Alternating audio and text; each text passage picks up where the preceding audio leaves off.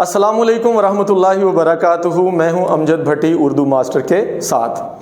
میرے حاضرین، میرے ناظرین، میرے چاہنے والوں، آپ کو یاد ہوگا کہ کل ہم نے اردو کی بنیادی حروف تہجی سے ابتدا کی تھی، اور اس کے لیے ہم نے کل الف بے سے لے کر یہ تک حروف تہجی کو دیکھا تھا کہ حرف مفرد آواز ہوتی ہے اور مفرد آوازوں سے ہم الفاظ بناتے ہیں۔ آپ کو یاد ہوگا، اگر یاد نہیں ہے تو آئیے میرے ساتھ۔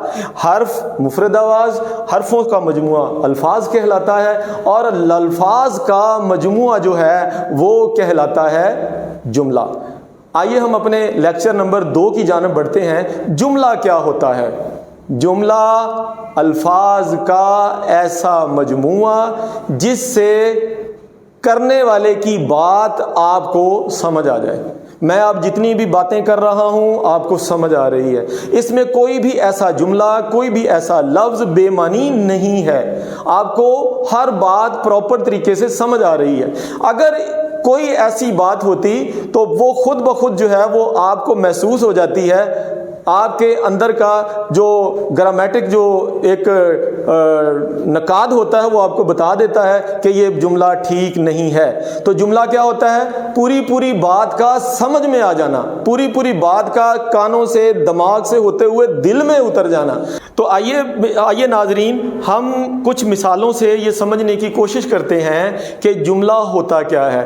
ہم نے کچھ 2 جملے پہلے سے بورڈ کے اوپر جو ہے وہ لکھ رکھے ہیں۔ مثال کے طور پر یہ میرا گھر ہے، مراد یہ جملہ بالکل مفہوم کے لحاظ سے بالکل ٹھیک ہے، اس میں کوئی قباحت نہیں ہے۔ اگر میں یہ کہتا کہ گھر یہ میرا ہے تو یہ جملہ ترتیب اور تقویم کے لحاظ سے سیدھا نہیں ہونا تھا۔ اگر میں یہ کہتا کہ ہے میرا گھر تو یہ جملہ بھی ترکیب کے لحاظ سے درست نہ ہوتا۔ تو آئیے ہم دوسرے جملے کی جانب پڑھتے ہیں کہ اگر میں یہ کہوں کہ کتاب کی نجمہ یہ ہے تو مراد کہ یہ جملہ ترکیب اور ترتیب کے لحاظ سے بالکل ٹھیک نہیں ہے۔ تو جملے کی ترتیب کب ٹھیک ہوگی؟ کہ جب ہم یہ کہیں گے کہ یہ نجمہ کی کتاب ہے، تو جملہ اپنے مفہوم کے لحاظ سے، ترکیب کے لحاظ سے، تقویم کے لحاظ سے، ہر لحاظ سے مکمل ہے۔